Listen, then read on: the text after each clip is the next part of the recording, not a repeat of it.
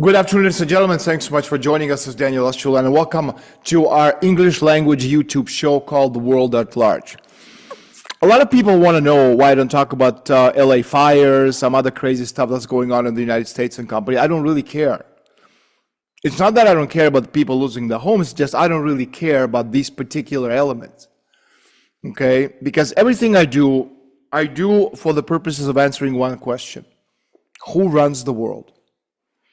Okay, so I look at things conceptually, from a much higher vantage point.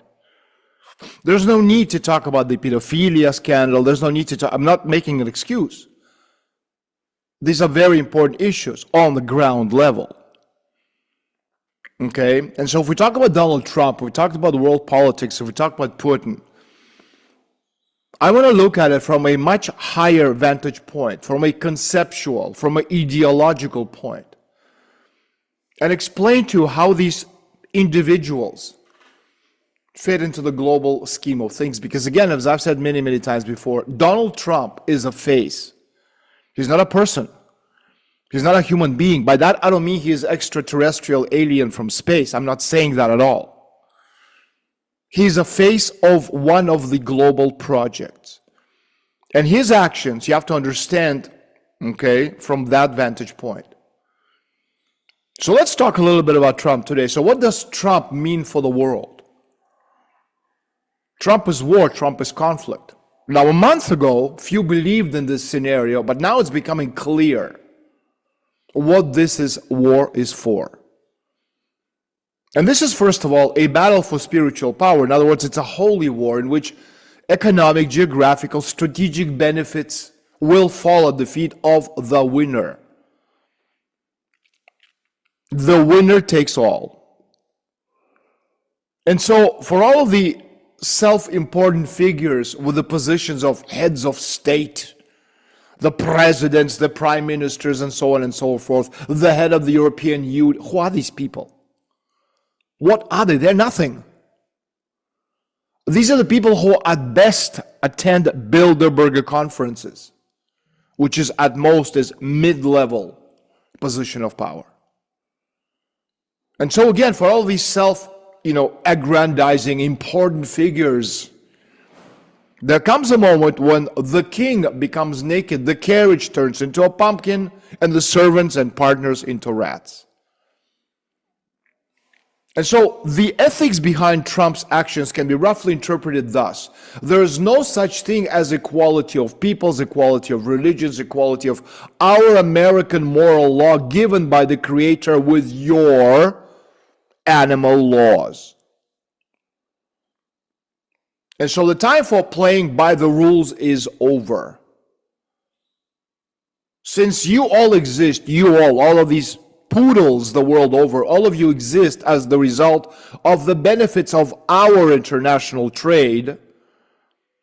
Because if we, the United States of America, take it away, Africa, the Arab world, Chinese, you'll go hungry. Or our security, the American NATO umbrella for the countries of Europe. So how dare you criticize us, you ungrateful parasites? That's the message.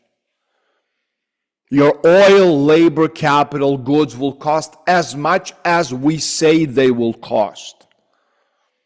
And the rule of law is by God, is what I say it is. And so this ethic is combined with Christian Zionism, popular in this Trumpist circles, millennialist, dispensationalist evangelists, within the framework of which the verse, let the God of Japheth spread abroad and let him dwell in the villages of Shem and let Khan be his servant. Genesis chapter 9. That's how you should interpret this. And so as a basis for treating the Muslim world as a kind of Sodom. And apparently Trump sincerely believes that he is a messianic figure and will act as he thinks the Messiah would act. And the first and main front of this war is the counter-systemic group of these right-wing American Masons whose avatars are Donald Trump and Elon Musk against the British crown. And Canada, of course, is the crown land of Charles III. The owner of Greenland is the Danish monarchy. And so Musk and Trump, they directly mock the crown. What kind of kings are you if you can't protect your own? That's the message. But you see, strength alone is not enough. In order to win the fight with the crown and win world power for America, in other words, make America great again, you need to present a sacred right to this power.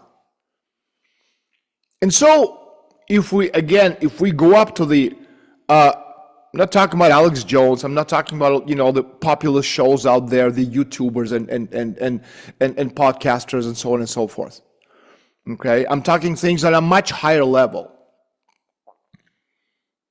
What kind of a sacred right to power do we talking about? Well, there are four sides. Trumpist support, for example, for the Pope's clients in Europe, Steve Bannon.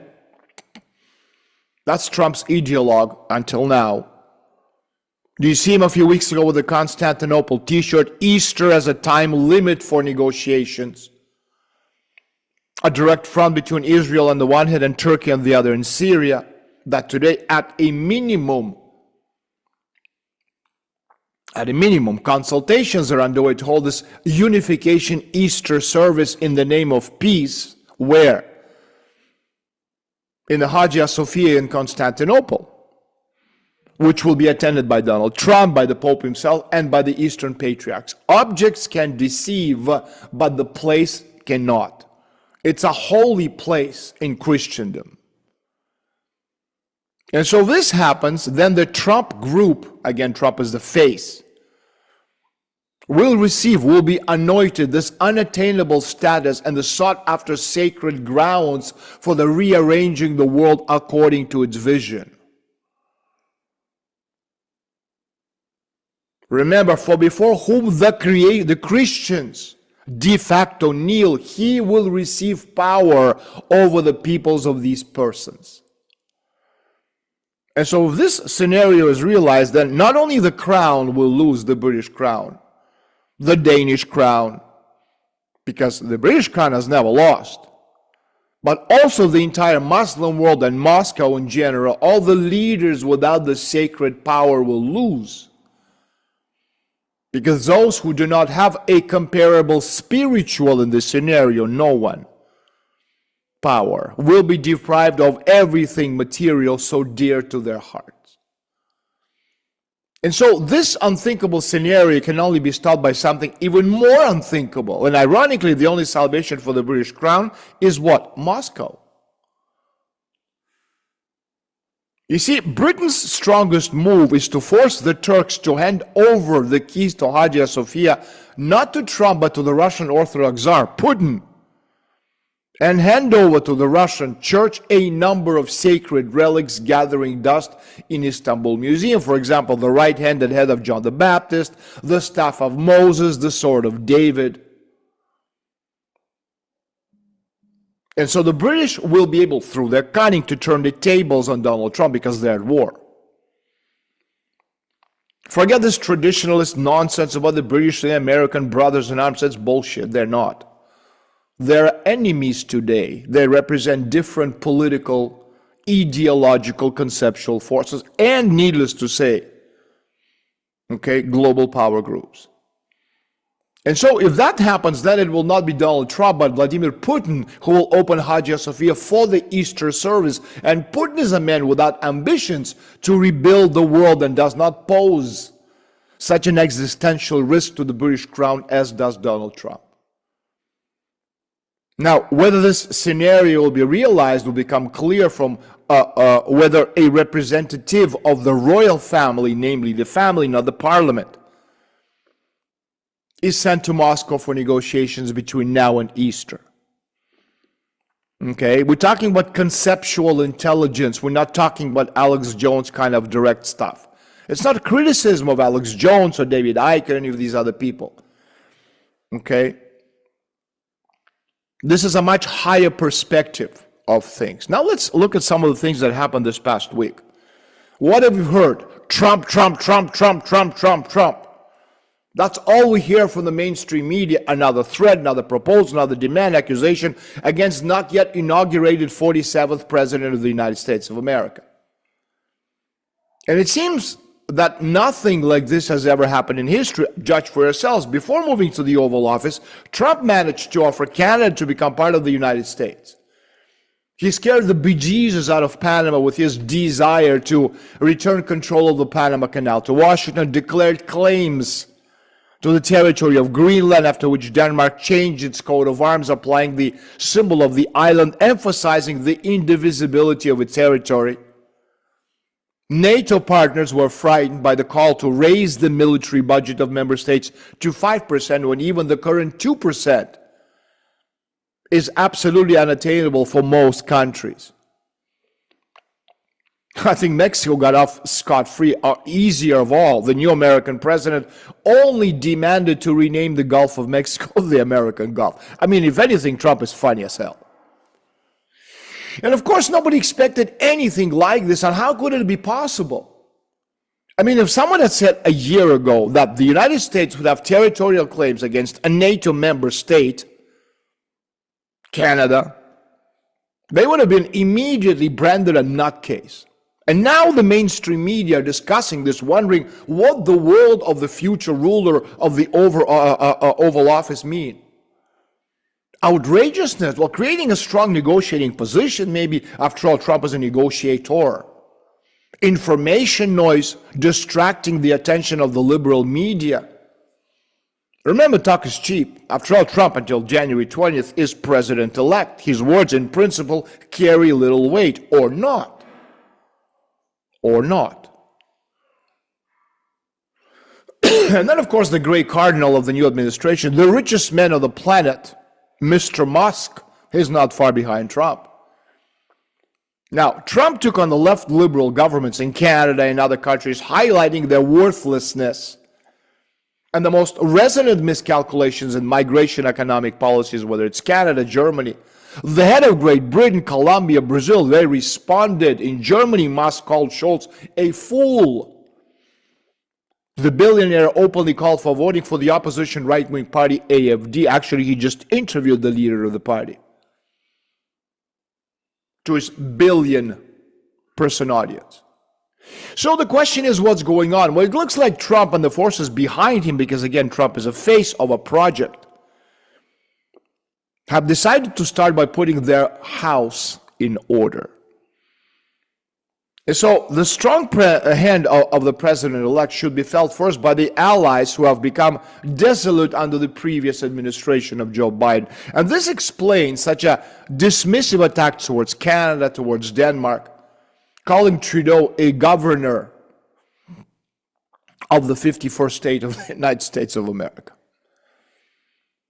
And so the former were clearly shown that they are only a raw materials appendage of the United States and exist only by the good grace of the hegemon, and the latter, and others like them, that they're nobody on the world chessboard and have no voice and will not have a voice unless the master decides so. And of course, the same applies to South America. There should be no longer any Chinese or Russian or anyone else in the backyard of the United States. The Monroe Doctrine is being rebranded. This is the U.S. zone of influence. At the times of democracy and independent left-wing regimes, that's coming to an end. And so, for Russia, such U.S. policy is good in the short term, but it can lead to serious consequences in the future unless dealt with. And yes, it does look like the Ukrainian conflict may end as a result of the Trump-Putin talks, which the future U.S. president has already announced the preparations for. And while Trump is restoring order in his hemisphere, Russia will get a break to prepare for a new phase of the conflict sometime down the line. But don't be fooled. When everything is ready, they will put up against us not only the propaganda pumped Ukrainians demanding revenge, but also the Balts, the Poles, the Finns, the Swedes, residents of other puppet states. And so Russia must be realistic. No agreement on security guarantees in Europe must be signed because the West, well, it simply cannot be trusted. The West only understands force and death. Of course, speaking of security guarantees in Europe, there will be none because according to Trump's plan, the European Union must be destroyed. and there will be only one hegemon in the Western world, and all other countries will, sacrificing themselves, support America's greatness. And of course, the European economy should never again be competitive. Capital should flow only to the United States of America or else.